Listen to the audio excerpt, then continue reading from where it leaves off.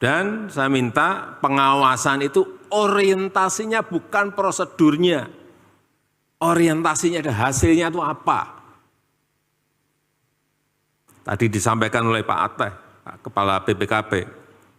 Banyak APBN kita, APBD kita yang berpotensi tidak optimal. Presiden Joko Widodo mengatakan 43% program pembangunan di daerah sebagaimana laporan Badan Pengawasan Keuangan dan Pembangunan atau BPKP berpotensi tidak optimal. Angka tersebut, kata Jokowi, merupakan angka yang sangat besar sekali.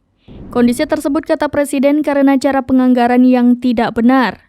Presiden mengaku banyak menemukan kesalahan penganggaran yang dilakukan daerah dalam menjalankan program.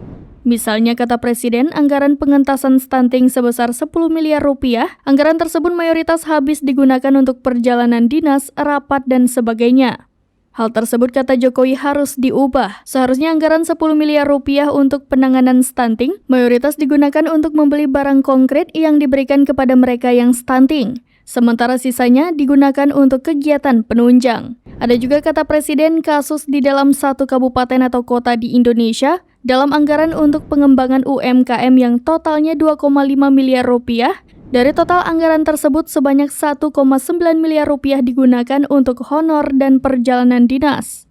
Seharusnya, kata Presiden, anggaran tersebut digunakan untuk modal kerja, membeli mesin produksi, marketing, pameran, dan lainnya. Oleh karena itu, kata Presiden, menjadi tugas berat BPKP untuk mengubah cara penganggaran daerah agar mayoritas anggaran yang digunakan untuk hal konkret bukan absurd. Kewenangan BPKP, kata Presiden, ditakuti daerah dan dapat menjangkau hingga level kabupaten dan kota.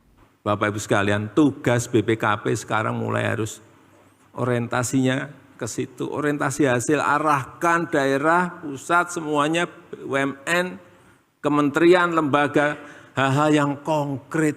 Biar apa? Produktif.